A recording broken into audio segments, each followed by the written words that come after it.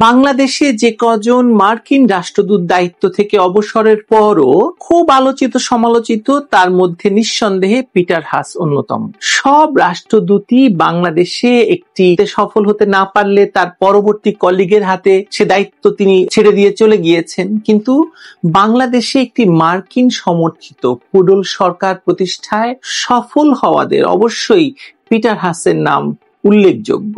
এর আগে আরো অনেকের নাম করা যেতে পারে, বঙ্গবন্ধু হত্যার সময় যিনি ছিলেন তিনি, বা এরকম অনেকের নাম করা যেতে পারে, কিন্তু এই পিটার হাস রাষ্ট্রদূতের দায়িত্ব শেষ করেও বাংলাদেশ থেকে যাননি। তিনি এখানে থেকে গিয়েছেন এবং বোঝাই যাচ্ছে যে তিনি কোনো একটি অতীব গুরুত্বপূর্ণ কাজ নিয়ে ব্যস্ত রয়েছেন। এই কিছুদিন আগেই তার সঙ্গে দেশের কিংস পার্টির সন্ত্রাসী নেতৃত্বের বৈঠক হয়েছে।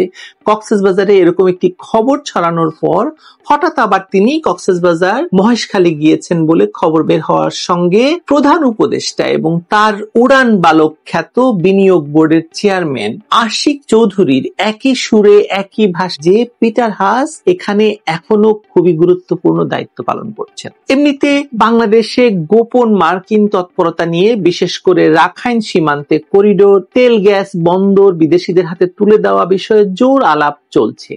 এরই মধ্যে গুলশানের ওয়েস্টিন হোটেল থেকে একজন আমেরিকান নাগরিকের মৃতদেহ উদ্ধারের পর বাংলাদেশে গোপন মার্কিন তৎপরতা নিয়ে জোর আলোচনা শুরু হয়েছে। কেউ এই বিষয়টি নিয়ে তেমন কোনো কথা বলছে না। তুরস্কের শাসনামলে পরিস্থিতি এতটাই খারাপ যে বিষয়ে কারো কোনো কথা বলার অধিকার নেই, কৌতূহল দেখানোর তো সাহসী নেই। অথচ আপনাদের মনে থাকার কথা যে বাংলাদেশের সিভিল সোসাইটির একজন সুশীল বদিউল আলম মজুমদারের বাসা থেকে মার্কিন সাবেক রাষ্ট্রদূত গভীর রাতে যখন বেরিয়ে আসছিলেন, তখন কে বা কারা তার গাড়িতে ঢিল মারার ঘটনার পর মনে হয়েছিল শেখ হাসিনার সরকারকে যে কোনো মুহূর্তে নামিয়ে ফেলতে আমেরিকা সপ্তম নৌবহর পাঠাবে। তো মিথ্যা জানি না, তিনি এখন সুশাসনের জন্য নাগরিক করতে করতে এখন তিনি অবশ্য ইউনূস সরকারের একজন খুবই হর্তাকর্তা ব্যক্তি। কিন্তু আজকে এরকম দেশের একটি 5 তারকা হোটেলে একজন মার্কিন নাগরিক বেঘরে মরে পড়ে থাকার পর আর মানুষ জানতে পারছে না যে তিনি কে, কি উদ্দেশ্যে তিনি বাংলাদেশে এসেছিলেন আর কিভাবে তার মৃত্যু হলো।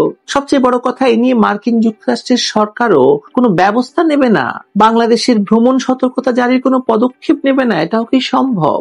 অবশ্যই সম্ভব, কারণ বাংলাদেশ এখন মার্কিন গোপন তৎপরতার তালিকায় প্রথম না হলেও কয়েকটি দেশের মধ্যে, প্রথম সারির দেশের মধ্যে একটি, আপনারা ধরে নিতে পারেন এটা নিশ্চিত। এবং এর মধ্যে এখন কক্সবাজার মহেশখালী যে অন্যতম কৌশলগত একটি জোন, তাতে কোনো সন্দেহ আছে আপনার? আমার নেই। গত কয়েক মাসে কক্সবাজার, মহেশখালী এবং বঙ্গোপসাগরের আশেপাশে যা ঘটছে সেটা নিছক উন্নয়নের গল্প নয় বা স্বপ্ন নয়।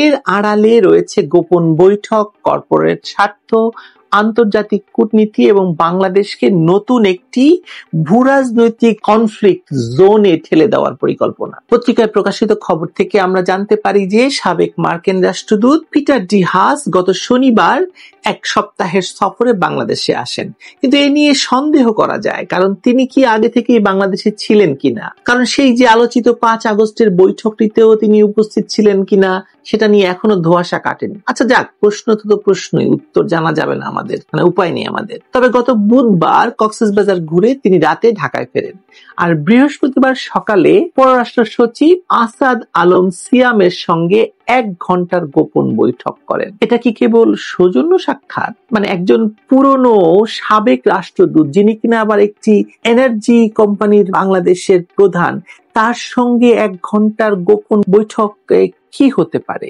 আমার কাছে এটাকে সৌজন্য সাক্ষাৎ বলে মনে হয় না, কারণ আজ পিটার হাস কূটনীতিক নন, তিনি বহুজাতিক জ্বালানি কোম্পানি এক্সেলারেট এনার্জির কর্পোরেট কর্মকর্তা। এক্সেলারেট এনার্জি মহেশখালীতে ভাসমান এলএনজি টার্মিনাল পরিচালনা করছে এবং এই কোম্পানি দীর্ঘদিন ধরেই বাংলাদেশে গ্যাস সরবরাহ এবং জ্বালানি অবকাঠামোর উপর প্রভাব বিস্তারের পরিকল্পনায় কাজ করছে। সঙ্গত কারণে পিটার হাসের বারবার বাংলাদেশ সফর এই কর্পোরেট স্বার্থের সাথেই সরাসরি যুক্ত, এবং অবশ্যই পিটার হাসের এই পদ আসলে এটাই নির্দেশ করে যে তিনি আর কোনো নিরপেক্ষ ব্যক্তি নন বা তিনি কোনো কূটনীতিক নন। তার প্রতিটি পদক্ষেপ একটি কর্পোরেট জিওপলিটিক্যাল গেম প্ল্যানের অংশ। গত 5 আগস্ট জুলাই অভ্যুত্থানের বছর পূর্তিতে জাতীয় নাগরিক পার্টির শীর্ষ নেতারা কক্সবাজার সফরে যায়। তখন গুঞ্জন ওঠে তারা সাবেক রাষ্ট্রদূত পিটার হাসের সঙ্গে গোপনে বৈঠক করেছেন, যে কথা আগে উল্লেখ করলাম। দলের মুখ্য সমন্বয়ক নাসিরউদ্দিন পাটোয়ারি সহ একাধিক শীর্ষ নেতার উপস্থিতির কথা শোনা যায়। কেন সাবেক মার্কিন রাষ্ট্রদূতের সঙ্গে একটি রাজনৈতিক দলের শীর্ষ নেতাদের এরকম গোপন বৈঠক হয়েছিল তা নিয়ে আলোচনা ছিল অনেকদিন। কিসের এজেন্ডা নিয়ে এই আলোচনাগুলো হয়েছে বা হয়েছিল, কেন এসব তথ্য সরকার বা জনগণের সামনে আসেনি? আমরা সে সময় এরকম খবরও পেয়েছিলাম যে মিয়ানমারের বিচ্ছিন্নতাবাদী গোষ্ঠীগুলোর সঙ্গে বড় ধরনের অস্ত্রের ডিল হয়েছিল এই বৈঠক থেকে। কিন্তু আমার মন তো আরো প্রশ্ন তোলে, এবং আরো প্রশ্ন উঠলো এই পিটার হাসের হঠাৎ মহেশখালী সফর এবং সেই সঙ্গে ডক্টর ইউনূস এবং তার এই বিডার চেয়ারম্যান আশিক চৌধুরীর সিঙ্গাপুর বানানোর গল্পের ঢালাও প্রচারের পর থেকে। আপনি দেখবেন প্রত্যেকটা খবরের কাগজে এই তথ্য একই সময় প্রকাশিত হয়েছে। পিটার হাসের মহেশখালী সফর এবং একই সঙ্গে ডক্টর ইউনূস এবং আশিক চৌধুরী বলছেন বাংলাদেশকে সিঙ্গাপুর বানানো হবে। মহেশখালীর এই পানির খিলির গল্প কি করে মিলে গেল হাস, ইউনূস আর আশিকের সঙ্গে বলুন তো? এই যে দেখুন, ঠিক পিটার হাসের কক্সবাজার সফরের দিনই বিডার নির্বাহী চেয়ারম্যান চৌধুরী আশিক বিন হারুন দুটি বড় ঘোষণা দেন। কক্সবাজার এবং মহেশখালীতে নতুন শহর তৈরি হবে, 30 বছরের মধ্যে ওই শহর সিঙ্গাপুরে পরিণত হবে। কয়েকশো বিলিয়ন ডলারের প্রজেক্ট নাকি দাঁড় করিয়ে ফেলেছেন এই প্লেন থেকে লাফ দিয়ে নামা মিস্টার চৌধুরী। আমার মনে ওঠা প্রশ্নগুলি এবার তুলি তাহলে। এই প্রকল্পে মূল বিনিয়োগ আসবে কোথা থেকে? বিদেশি কোম্পানিগুলোর হাতে কি দ্বীপ, বন্দর, গ্যাস ক্ষেত্র তুলে দেওয়া হবে? স্থানীয় জনগণের জমি, জীবিকা এবং পরিবেশের ভবিষ্যৎ কি হবে? এই স্বপ্ন দেখানোর আড়ালে বহুজাতিক কোম্পানিটি কি পিটার হাসের এক্সিলারেট এনার্জি নাকি তাদেরই কোনো গ্রুপ অফ কোম্পানিজের ভাই বোন কেউ? আমার সূত্র কি বলছে জানেন? আমার সূত্র বলছে ডক্টর ইউনূসের নেতৃত্বাধীন সরকার ডিসেম্বরের মধ্যে বঙ্গোপসাগরের গুরুত্বপূর্ণ বন্দর মহেশখালী এবং সেন্ট মার্টিন দ্বীপ নরওয়ে ভিত্তিক এক মার্কিন কোম্পানির হাতে তুলে দেওয়ার পরিকল্পনা করছে। ডক্টর ইউনূসের সঙ্গে ওই কোম্পানির অংশীদারিত্বের সম্পর্ক নিয়েও সন্দেহ রয়েছে বা যোগাযোগ রয়েছে বলে আমরা জানতে পারি। সূত্র আরো বলছে ডক্টর ইউনূস সেনাবাহিনীর কাছে ক্ষমতায় থাকার জন্য ডিসেম্বর পর্যন্ত সমর্থন চান। সেনাবাহিনী এ ব্যাপারে তাদের কথা স্পষ্ট জানিয়েছে, যে কথা আগের ভিডিওতে বলেছি, যে নির্বাচন ডক্টর ইউনূসের আন্ডারে হবে না, অন্য কোনো সরকারের অধীনে হতে হবে। একই সঙ্গে অ্যাক্সিলারেট এনার্জি এবং মার্কিন কর্পোরেট স্বার্থকে প্রাধান্য দেওয়ার কৌশল চলছে। তার মানে মহেশখালী নিয়ে পিটার হাস, ইউনূস, আশিক চৌধুরী গং বিরাট কোনো পরিকল্পনা নিয়েই এগুচ্ছেন। পাশেই নতুন দেশ গঠনের সেই অভিযোগ শেখ হাসিনা তুলেছিলেন, মনে আছে আপনাদের? সেটাও কি এড়িয়ে যাওয়া সম্ভব এত কিছু মিলে যাওয়ার পর? ডক্টর ইউনূসের খুব প্রিয় বন্ধু এখন পূর্ব তিমুরের ক্ষমতায় আছেন, বাংলাদেশ সফর করে গেছেন এই কিছুদিন আগে এই পূর্ব তিমুরের ক্ষমতাসীন ব্যক্তিটি। আমরা স্মরণ করতে পারি যে ইন্দোনেশিয়ার এই দ্বীপে আমেরিকার বিনিয়োগের উন্নয়ন প্রতিশ্রুতি দেওয়া হয়েছিল, শহর বানানো হয়েছিল। তারপর দ্বীপটি আলাদা করে পূর্ব তিমুর নামে একটি নতুন খ্রিস্টান রাষ্ট্র তৈরি হলো, আর দ্বীপটির তেল, গ্যাস ও সামুদ্রিক রুটের নিয়ন্ত্রণ গেল বিদেশি শক্তির হাতে।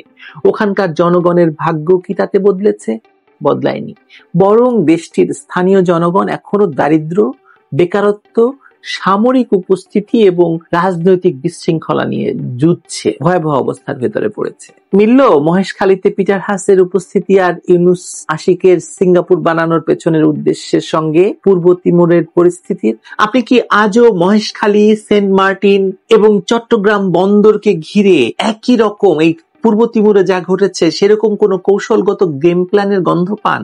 বাংলাদেশ বহু কষ্টে, বহু কাঠখড় পুড়িয়ে দেশের সমুদ্র সীমার দখল পেয়েছে। যদি মহেশখালী, সেন্ট মার্টিন কিংবা চট্টগ্রাম বন্দর বিদেশি কোম্পানির হাতে যায়, তখন আমাদের সামুদ্রিক নিরাপত্তা বিপন্ন হবে। চট্টগ্রাম এবং কক্সবাজারের ভূ অর্থনীতি যেটা আছে সেটা ভেঙে পড়বে। বাংলাদেশ আন্তর্জাতিক শক্তিগুলোর সংঘর্ষের মঞ্চে পরিণত হবে। ইতিমধ্যেই যা হয়েছে আপনি দেখতে পাচ্ছেন, রাশিয়া, ভারত এবং চায়না যদি একজোট হয়ে যায়, আমেরিকার সঙ্গে তার সংঘর্ষ অনিবার্য হয়ে উঠবে। বাংলাদেশ তাহলে এই সংঘর্ষের মাঝখানে একটি কনফ্লিক্ট জোনের মধ্যে পড়ে যাবে অথবা গেছে, আমরা যতটা দেখতে পাচ্ছি। আমাদের কূটনৈতিক স্বাধীনতা সীমিত হবে। এটা কেবল বিনিয়োগের বিষয় নয়, এটা বাংলাদেশের মানচিত্র, ভবিষ্যৎ এবং সার্বভৌমত্বের প্রশ্ন।